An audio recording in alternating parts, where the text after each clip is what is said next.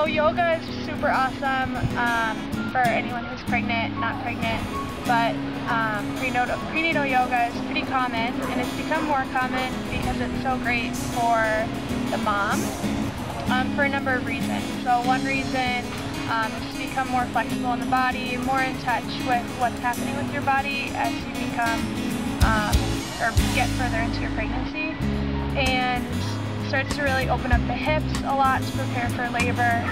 You really start to come into relaxed breathing techniques that are great for labor. And an important thing to remember when you're pregnant and doing yoga is that there's a hormone that's released in the body, relaxin is released in the body to start to open the body and the hips specifically up to carry the baby and then give birth to the baby. So it's really important that if you've done yoga prior to becoming pregnant, that all of a sudden you're more flexible, so you don't want to just start doing things that you've never done before because you're all of a sudden able to do so. So most importantly, if you're going to get into yoga and you've been in it before while you're pregnant, just kind of stick with the practice that you were doing before and don't take it much further than that, even if it becomes more accessible. 3 poses that are awesome while you're pregnant are child's pose.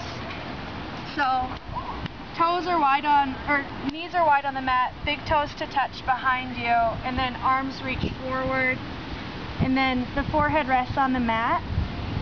This is great because it really lets you get into the hip space, but really also pulls on the other side of your spine and really relaxes the body. And you can really start to focus on your breath in it. So this is child's pose. Forehead on the mat and arms stretching forward. And then another one is frog pose.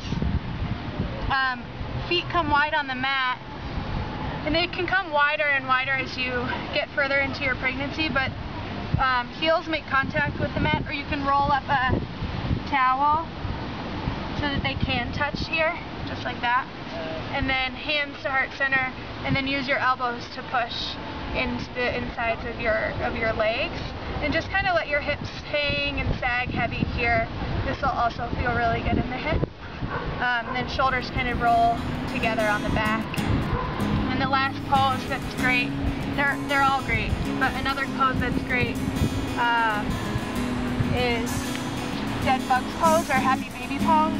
So on your back, hug your knees in, spread the legs wide, and then grab the soles of the feet from the inside or the outside of the feet, and then really pull into the soles of the feet as you push into the hands with the feet, and then maybe rock side to side. This is a great compression in the hip space and very relaxed.